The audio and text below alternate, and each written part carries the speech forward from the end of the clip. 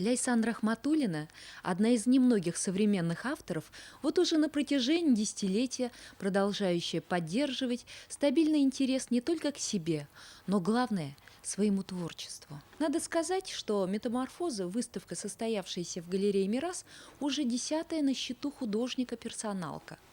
А в год по выставке, согласитесь, не всякому творцу по плечу. Особенно если учесть, что каждый раз к очередной экспозиции Ляйсан выдает на гора до 40-50 новых произведений.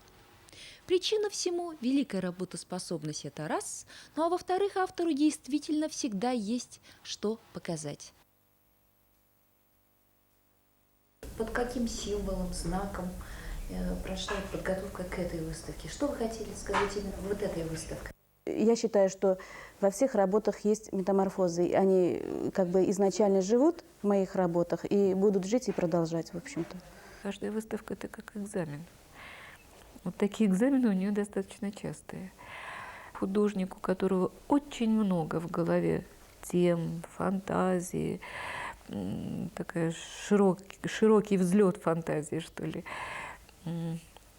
Этому художнику просто не удержать это все в голове. Ему хочется вылить это на акварельный лист или, скажем, вылить это маслом на холст. То есть это должно превращаться в произведение. Вот у нее, видимо, вот этот процесс, он бесконечен.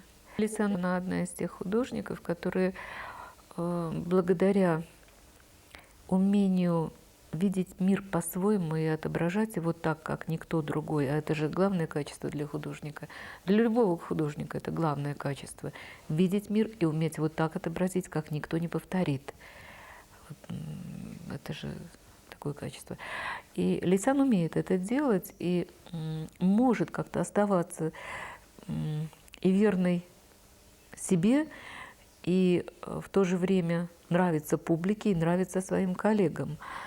Вот это говорит о очень таком хорошем, качественном творчестве. Стоит ли говорить, что во все времена акварелисты, вне зависимости, так сказать, от места обитания, товар штучный? Может, еще и потому, что акварель – вещь сложная и менее понимаемая. К тому же этот трудоемкий и малоподвластный кисти художника вид искусства практически не приносит доходов, нежели, скажем, живопись. Потому и коллекции графики не так распространены, особенно у нас в стране. Хотя, скорее, это есть показатель иной, в том числе и не самой лучшей осведомленности в целом российского зрителя, то есть нас с вами. Что значит в вашем творчестве чувство? Где чувства сильнее? Насколько отличаются чувства, полученные где-то на Ольхоне, на Байкале, от чувств, которые по городам Золотого кольца, такое чувство русского человека на Переяславле-Залесском? Ну, чувства, наверное, везде равносильны, потому что даже живя, допустим, здесь, если я что-то увидела, что-то меня трогающее, к этому у меня тоже чувство возникает. Собственные, допустим, отношения и изнутреннее мое чувство. И тогда я что-то могу сделать вот по этой работе, по этой теме. Я, например, несколько работ отмечу. Грусти портрет. Как можно нарисовать портрет грусти? И вообще, как выглядит грусть?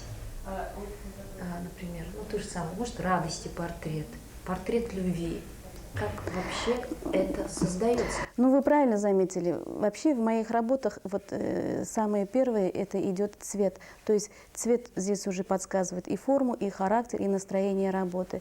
И цвет тут же определяет содержание вот этой работы. На том же портрете вот грусть и портрет. То есть желтый цвет, здесь цвет грусти, сочетание с черным. Чувства, зародившиеся в детстве, насколько они во взрослой жизни регулируют нашу жизнь и, в частности, ваше творчество? Ну, это уже осознанные, получается, воспоминания. Если мы в детстве просто как бы кадрируем вот эти моменты, а когда и с этими вот событиями там сталкиваешься, и снова вот это все осознаешь, уже делаешь какие-то выводы, и, естественно, это вот все отображается уже, в данном случае у художника вот на картинах. Мне хотелось бы, чтобы более было серьезное вот отношение серьезные, не то что серьезные, более заинтересованные отношения со стороны и искусствоведов, и зрителей, и тех же коллекционеров. Но в моем отношении, если коллекционер, допустим, имеет одну работу, он ко мне, конечно, возвращается не один раз. Для Ляйсан прошедший год был особо знаменателен. На международной выставке «Акваживопись», состоявшейся в декабре в Москве в выставочном зале на Каширке, творчество Рахматуллиной было оценено высоко. Ляйсан завоевала 2-е место в конкурсе «Акварель года». И это среди более чем 200 авторов из многих регионов и республик, стран ближнего и дальнего зарубежья. Так, башкирский мастер акварели очередной раз доказала, что она лучшая по праву. А имя Ляйсан Рахматуллина отныне бренд, то есть марка. Айгуль Усманова специально для утреннего канала «Салям».